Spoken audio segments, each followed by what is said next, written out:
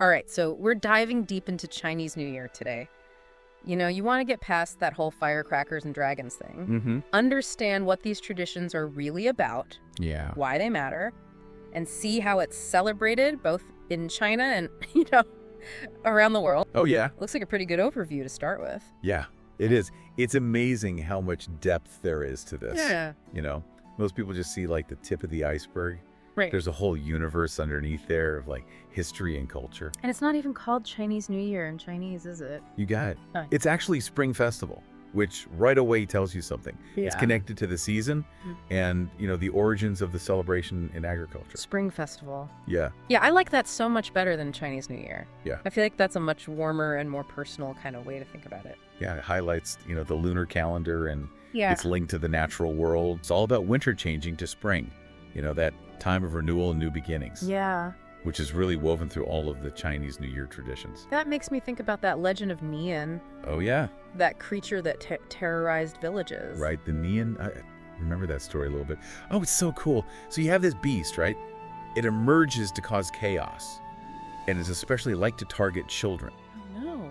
The villagers, they'd be terrified, hiding in their homes until this wise old man figured out the Neon's weakness, the color red and loud noises. So that's where the firecrackers come from. Exactly. And the red lanterns. It's amazing how, this mythical story ends up shaping traditions that last for centuries. I know. And it's not just that legend either. Chinese New Year celebrations have evolved over centuries and dynasties. Mm-hmm. Each era has added its own layer of customs and symbolism, Wow. like sending New Year's greeting cards. Those are called Baini and Tai, Okay. and that dates back to the Tang Dynasty. No way. And that's between 618 and 907 AD. So yeah, a long tradition of sending those well wishes. That's incredible. It's like all of these customs you think about, like cleaning the house, reunion dinners, giving red envelopes. It feels like they're almost rituals, carrying all of that history and meaning. Yeah, I think you're right there. It's about connecting to the past and continuing it on, Yeah. Each act symbolizes hopes for the future and strengthens cultural identity. So it's not just a one-day thing, right? It always seems like the celebrations last for a while. You're right, it's multi-day. Yeah. Each day has its own traditions and meanings. Mm-hmm. So, for example, the first day is all about welcoming deities, honoring ancestors, having those big family gatherings Yeah. where people exchange those red envelopes filled with money. That's so interesting that there's this, like a superstition element to something like giving money. Yeah. Do you think those beliefs are still really common today, especially among younger generations? It's really interesting to see how things are changing.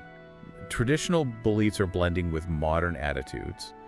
The meaning of those red envelopes, though wishing good luck and protection from bad spirits, that's still really powerful. Yeah. Even if people are less strict these days about how much money to give or avoiding the number 4.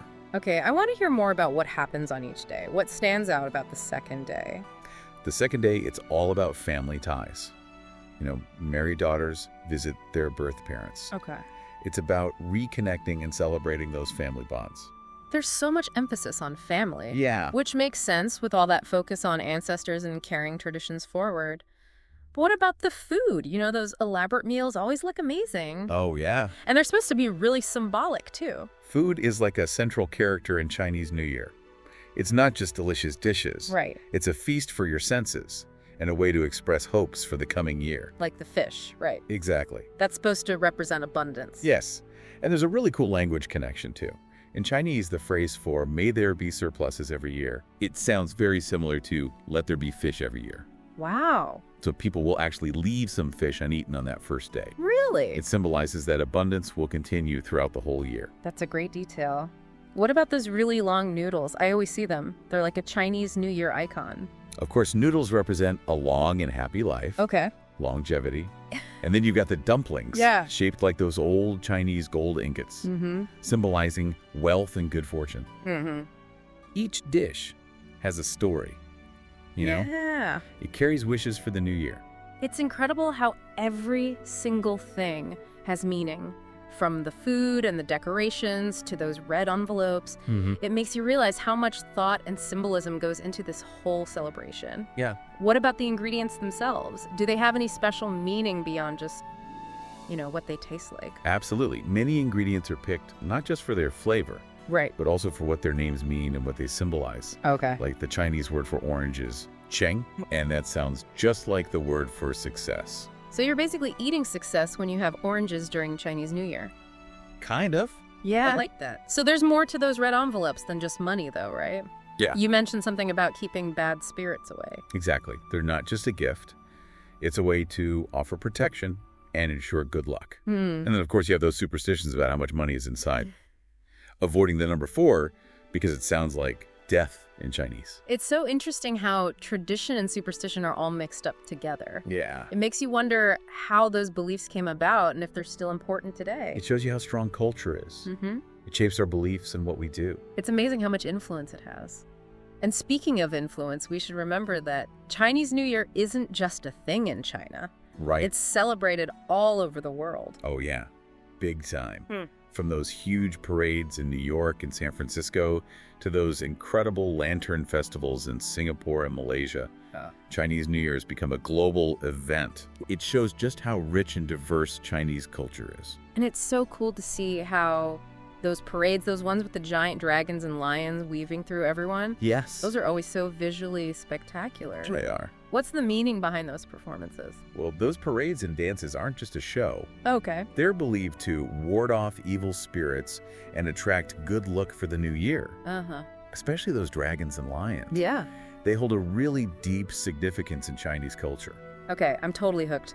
Tell me more about these creatures and how they fit into the celebrations. So, for instance, the dragon symbolizes strength, wisdom, and prosperity. Okay. It's revered in Chinese culture, often seen as a force for good, Wow. bringing fortune and protection. What about the lion? The lion represents courage, strength, and guardianship. It's meant to ward off evil and bring good luck to businesses and homes. Oh, I see.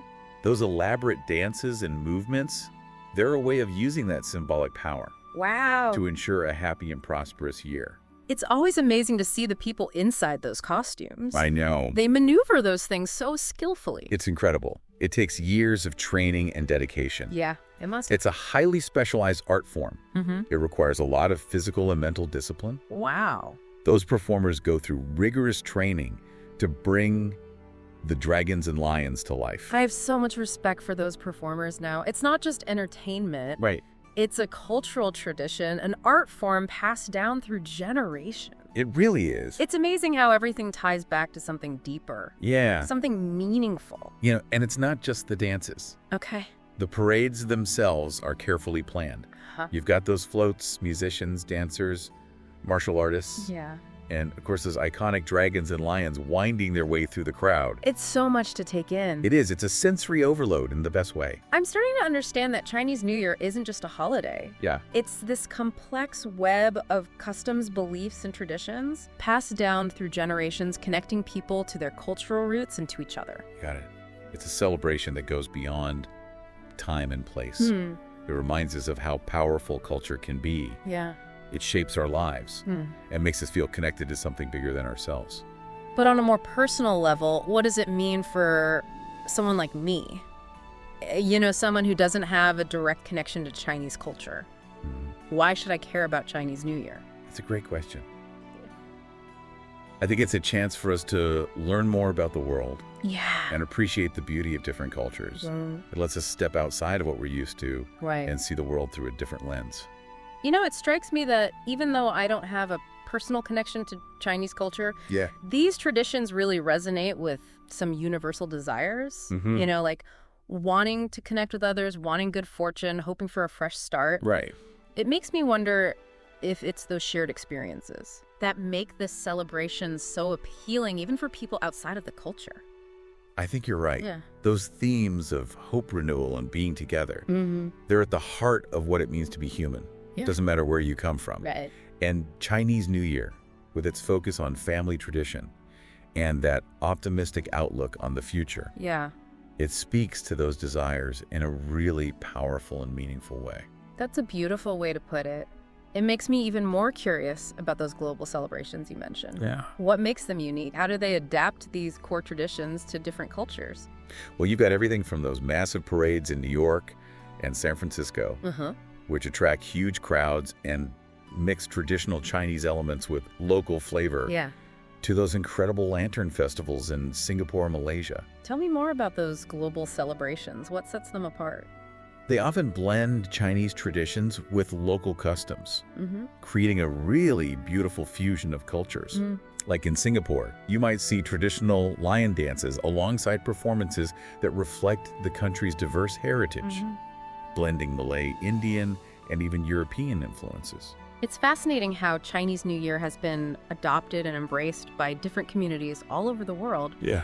It makes you wonder what stays the same across these celebrations. Right. What are those threads that link them back to the original traditions? Even with all the variations, the core values of family togetherness and good fortune, Yeah. those stay central to Chinese New Year, no matter where it's celebrated. And of course, you're likely to find those red envelopes and those delicious symbolic foods. Yeah. They carry their meaning across different borders and cultures. It sounds like those red envelopes and the symbolic food are constants, Yeah, along with those traditional greetings like Gong Shifa Kai, exactly. wishing prosperity and good luck no matter what language you speak. It shows how powerful tradition is and how certain symbols and customs go beyond cultural boundaries. Yeah. Chinese New Year becomes a shared experience, a celebration of cultural uniqueness, but also shared humanity. This has been such an eye-opening deep dive. It has. I'm going from a surface understanding of Chinese New Year to appreciating its depth, the complexity, the global impact. It's like peeling back layers of history and symbolism. It's been great exploring these sources with you. Yeah, I hope you're starting to see the beauty of this ancient tradition, I am. not just as a holiday, Right. but as a vibrant expression of culture and human connection. Absolutely. And it makes me want to learn more about my own cultural heritage, That's awesome. to find those hidden stories and meanings behind the traditions I grew up with. It's a great reminder that every culture has its own amazing stories to tell, Yeah. its own way of understanding the world and celebrating life. Well, this has been a really enlightening look at Chinese New Year. It has. Thanks for joining us on this journey. And to our listeners, we encourage you to keep exploring, keep asking questions, keep celebrating the diversity and beauty of our shared human experience. Yes. Happy New Year. Happy New Year. But before we wrap up, there's something you mentioned earlier that I'm really interested in. Oh, yeah. The Chinese New Year films. Right. What makes those films so special? And why are they such a big part of the modern celebration? That's a great question. It takes us into this whole other discussion about how Chinese New Year has become a modern phenomenon, Yeah. incorporating new forms of media and entertainment Right. while staying true to its core values and traditions. Those Chinese New Year films you mentioned, they're a fascinating example of how tradition and modern life come together. Yeah, I'm really intrigued by these films and how they fit into the celebrations today. Can you tell me more about what makes them unique? Well, they often focus on themes that really resonate with the whole holiday spirit. Okay. You know, things like family reunions, reconciliation, good, overcoming evil. So it's like seeing those traditional values play out on screen, Exactly. giving them a modern relevance. It provides that sense of comfort and familiarity, reinforces those cultural bonds that are so important to Chinese New Year, but in a way that feels current. I can see how watching these films would become a shared experience. Definitely. Especially during a holiday that's all about family and togetherness. Is there like a specific genre that dominates these New Year films? Well, they often mix in elements of comedy, romance, even action. Okay. But the overall feeling is usually heartwarming and optimistic. You know, it's about celebrating life, family new beginnings, Yeah. which fits perfectly with the spirit of the holiday. It sounds like a really clever way to connect with tradition while being entertained. Yeah. No wonder they're so popular. They've become a cultural phenomenon. Some of these films break box office records during the Chinese New Year season. Wow. That's impressive. It seems like everybody wins. Right. Filmmakers get to tap into this culturally significant time, and viewers get to enjoy movies that reflect their values and the whole holiday spirit. Are these films mostly a Chinese thing, or have they become popular outside of Chinese communities? They're definitely a huge part of Chinese New Year celebrations. Yeah. But they've also started to gain popularity internationally, Oh, cool. especially through streaming platforms. That makes sense. It's interesting how Chinese New Year has evolved into this global phenomenon. It is. From ancient rituals to modern films, this deep dive has really given me a new perspective. It's been great exploring these sources with you. Yeah. I hope you're starting to see Chinese New Year as more than just a holiday, I am. but as this vibrant, evolving expression of culture and human connection. Absolutely. And I'm realizing that learning about another culture's traditions, it often shows us these universal truths about being human. Yeah. We might celebrate in different ways, but the things we want, connection, a sense of belonging, hope, those are things we all share. That's a great point. I think Chinese New Year, with its emphasis on togetherness and the cyclical nature of time, really embodies those desires. It reminds us that even as the world changes, Right. some values and traditions stay strong, connecting us to our past and shaping our hopes for the future. That's a powerful thought. It brings us to our final question for you, dear listener. Okay. What traditions in your own culture have origins or symbolism that you'd like to know more about? Maybe there's a story behind a holiday dish, a hidden meaning in a decoration, Yeah. or a forgotten tale about a beloved custom. Ah, Take some time to think about your own cultural heritage great. and see what fascinating stories you can uncover. Thank you for joining us on this deep dive into Chinese New Year. Yes, thank you. We hope you've gained a new appreciation for the richness and depth of this ancient tradition, We do. and that it inspires you to explore and celebrate the tapestry of cultures that makes our world so fascinating. It's really amazing to see how a tradition as old as Chinese New Year can embrace these modern ways of storytelling. Yeah, it shows how adaptable culture is. You know, it's not stuck in the past. It changes and finds new ways to express itself Right.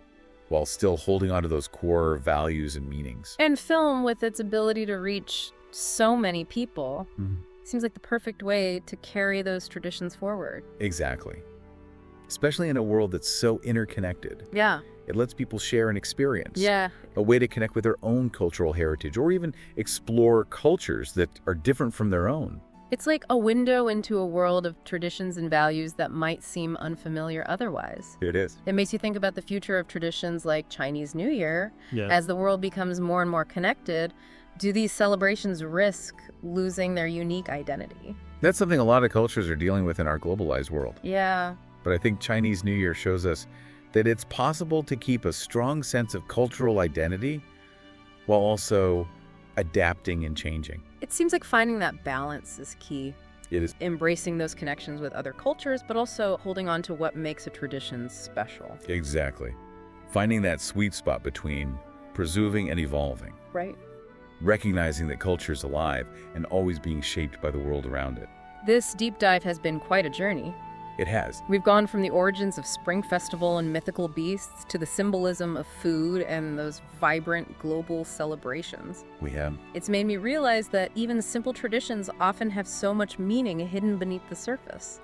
It's been a pleasure unpacking these sources with you. Likewise, I hope you've gained a new appreciation for the richness and depth of Chinese New Year, I have. seeing it not just as a set of customs, but as this vibrant expression of culture, history, and human connection. Definitely. It's made me want to delve deeper into my own cultural heritage, too. That's great. Uncover those hidden stories and meanings behind the traditions I grew up with. It's a good reminder that every culture has its own fascinating stories to tell, Yeah. its own unique perspective on the world and how to celebrate life. Well, this has been a truly enlightening deep dive into Chinese New Year. It has. Thank you for joining us on this journey of discovery. And to our listeners, we encourage you to keep exploring, keep asking questions, and keep celebrating the diversity and beauty of our shared human experience. Happy New Year. Happy New Year.